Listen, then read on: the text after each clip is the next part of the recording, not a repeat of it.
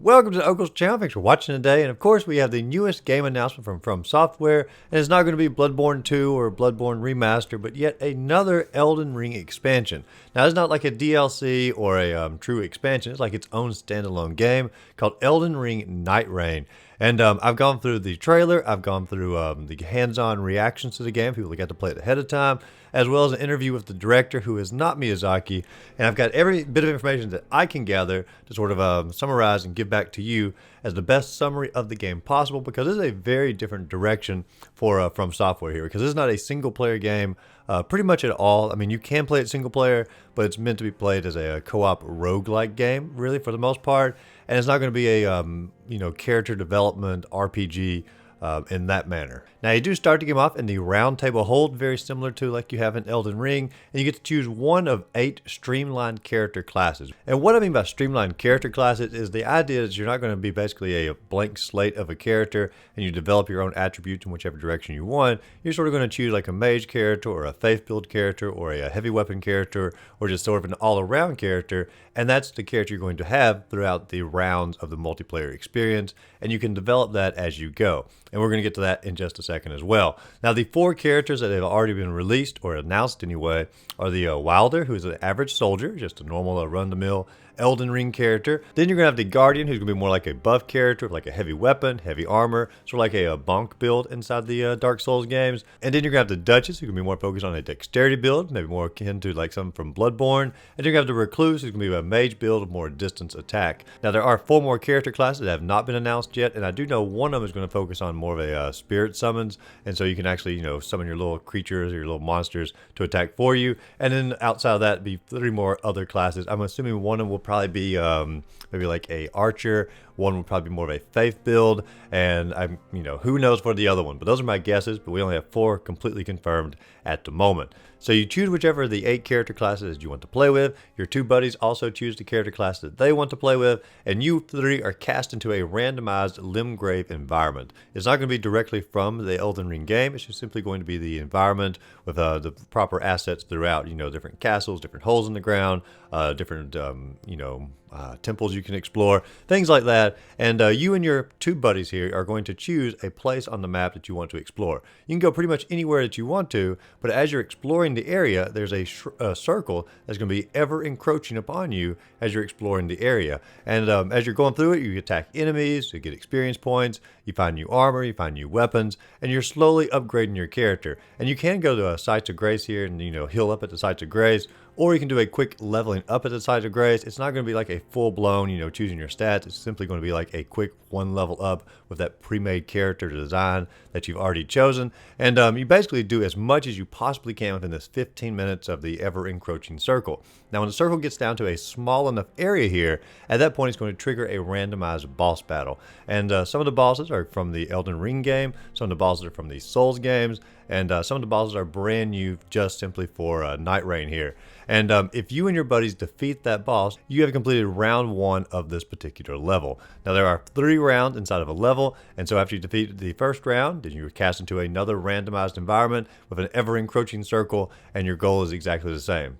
Get all the items that you can, get as much experience that you can, and then when the circle gets all the way down to the smallest, defeat that particular boss. And then you're thrown into the 3rd round with the exact same rules all over again, but on the 3rd round, you're going to have a core story boss, and if you defeat the core story boss, you have defeated that particular level inside the game here. Now, I think there are 8 levels inside the game, and so if you're really skilled at the game, I guess you could have it beaten in around 7-ish hours. But, it's obviously going to take most players multiple tries to go through this. It's a roguelike game, and so they're wanting to draw you back in to play through as many times as possible. And you obviously want to go through every single one of the character classes because there's individual lore for every one of those characters, which we're going to get to in just a second as well here.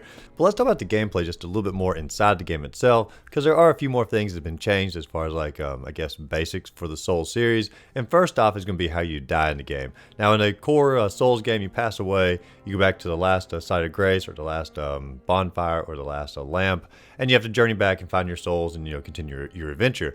And this, there's not going to be as much of a I guess harsh death to go along with that. And it's going to be more focused on like the idea if you get killed inside the battle, you can be revived by your teammates. They just simply have to attack you in order to revive you. I know it sounds weird to attack your own teammate, but evidently that's the mechanic that they went with. And according to different people who played the game, that actually works out pretty darn well for most players. Now, when you are revived, of course, you get all your normal stats, just like you had before you passed away, and nothing really changes. And only when all 3 of your teammates are dead is that when you've actually lost that particular round.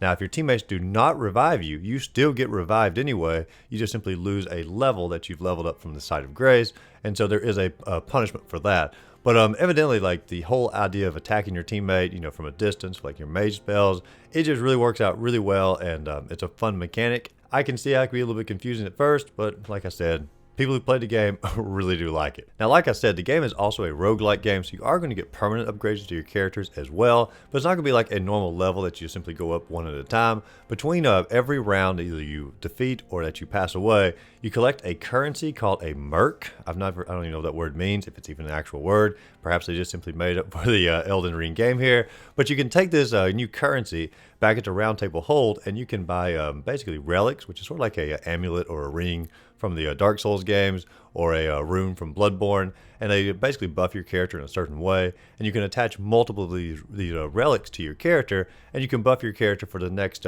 series of rounds you're getting ready to go into. And so you're obviously going to try to collect all the relics possible, and that's going to allow for a lot of replayability, but it's also going to allow you to have those permanent upgrades. And so there is, it feels like the roguelike side of the game is very well developed here. And while we're talking about the Round Table Hold, let's also talk about the lore in the game, because all the lore is going to be expanded while you're in the hub world here. And so first off, the lore is not going to be developed by George R.R. Martin. It's basically going to be a side story taking place in the post-shattering world of Elden Ring, and it's going to be focused on just these 8 characters, and it's sort of going to expand on each individual story. And so every time you defeat a main boss, or you're back at the Round Table Hold here, possibly even after a defeat, you can basically collect different things that's going to allow you to expand the background story or the lore of that particular character. And I don't think any of the characters are going to basically play into the overarching lore of Elden Ring. I feel like it's going to be just simply a one-off side story about this particular character. Perhaps all the 8 characters are going to sort of come together at the end, sort of like an Octopath Traveler.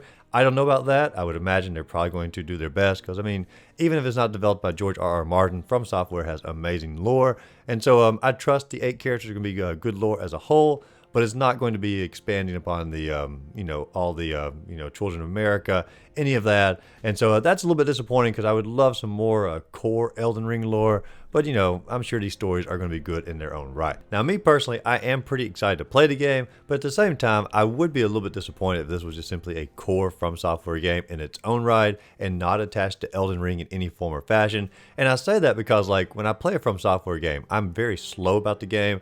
I like to go through it. I like to explore the entire environment. I like to really collect every item that I can possibly collect. I like to really explore the lore. I like the environment. I like my character creation. I like developing my character to be very unique just for myself.